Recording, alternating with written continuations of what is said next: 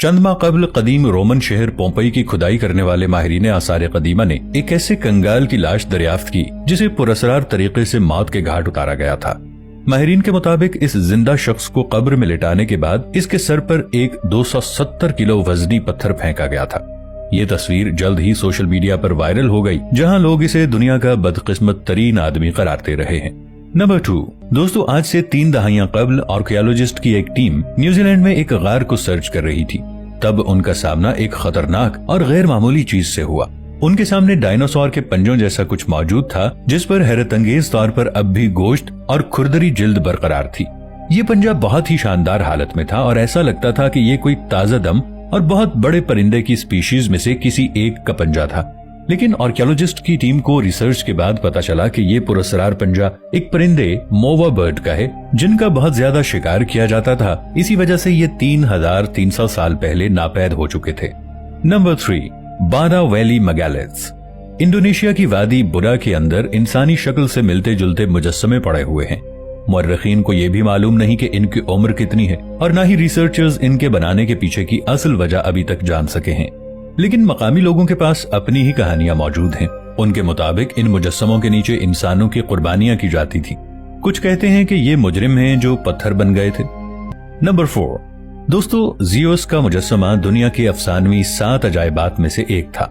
Zeus का मुजस्समा कदीम यूनान के सबसे मशहूर मुजस्समा साजों में से एक फिडियस ने बनाया था, जिसे एंशिएंट ग्रीस के लोग खुदा का दर्जा देते थे और इसको पूजा करते थे। ये मुजस्समा ओलंपिया में जियोस के मंदिर के अंदर रखा गया था, जो आखिरकार आग से तबाह हो गया था और अक्सर ये ख्याल किया जाता है कि ये मुजस्समा इस आग में गुम हो गया था, जला नहीं था।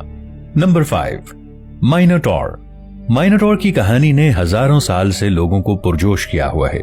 माइनोटॉर को एक ऐसी मखलूक कहा जाता था जो आधा आदमी और आधा बैल था।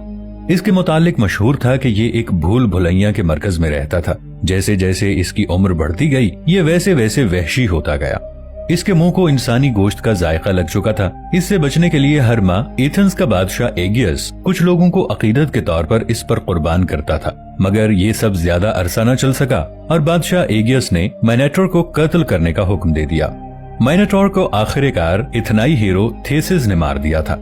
दोस्तों, आज भी क्रेट के जजीरे पर भूल भुलैया का गार मौजूद है। शायद ये गार वही गार था जहां माइनोटॉर रहता था।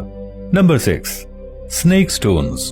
दोस्तों, एमोनाइट्स तकरीबन 66 मिलियन साल पहले मेसोजोक दौर के समंदरों में रहते थे, जिनके फॉसिल्स आज भी समंदरों में महफूज हैं और बाज लोगों ने इन्हें खोजा भी है।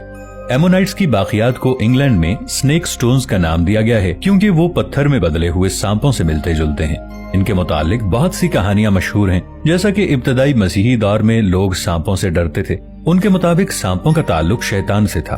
तारीखदानों के मुताबिक मसीहियों ने सेंट हिल्डा का जादू किया, जो एक बहुत ताकतवर जादू था जिसने सांपों को पत्थर में बदल दिया।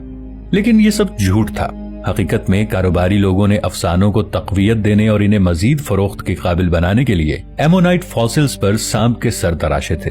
नंबर 7 जुलाई 2018